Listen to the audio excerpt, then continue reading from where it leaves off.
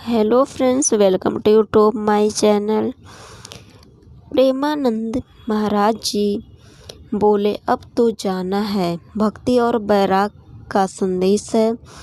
प्रेमानंद जी महाराज के प्रवचन या दर्शन से हम सब भक्ति के मार्ग से जुड़े रहते हैं। संसार में जब जब अधर्म और मोह बढ़ता है, तब तब प्रभु अपनी कृपा से संत महात्माओं को इस धरती पर भेजते हैं।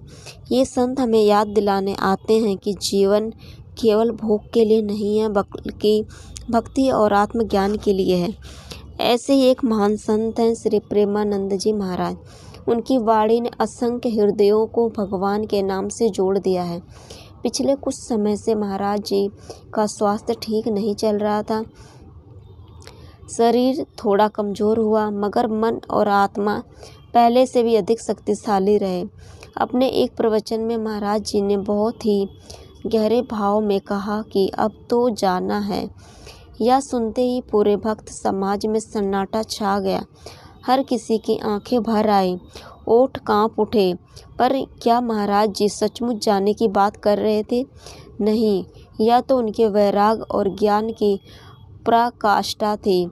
उनका मतलब था, यह शरीर नश्वर और पर आत्मा अमर है। यह देह एक साधन है, इसे भगवान के नाम में लगा कर ही सार्थक बनाना चाहिए। महाराज जी ने कहा था, जब तक शरीर साथ दे तब तक सेवा करो, भक्ति करो, क्योंकि जाने का समय कब आ जाए यह कोई नहीं जानता। लेकिन इतना तय है कि जो भगवान के नाम में लीन रहेगा, उसका हर क्षण अमर हो जाएगा। उनकी वाणी में करुणा थी, उनकी दृष्टि में ज्ञान था और उनके शब्दों में वो शक्ति थी जो सीधे हृदय को छू रही थी। आज जब महाराज जी अस्वस्थ हैं, तो भक्तों के हृदय से एक ही प्रार्थना निकलती है, हे ठाकुर जी, हमारे महाराज जी को शीघ्र स्वस्थ कर दो, ताकि वे फिर से प्रेम, भक्ति और ज्ञान की गंगा बहा सकें। हम सबको महाराज जी से यही सीख लेनी चाहिए कि यह जीवन बहुत छोटा है। मोह माया में मत उलझो, भक्ति में मन लगाओ, हर दिन भगवान का नाम लो और प्रेम का दीप जलाओ। महाराज जी के शब्दों में ही जीवन का सार है। जीवन क्षण भंगुर है, पर प्रेम अमर है।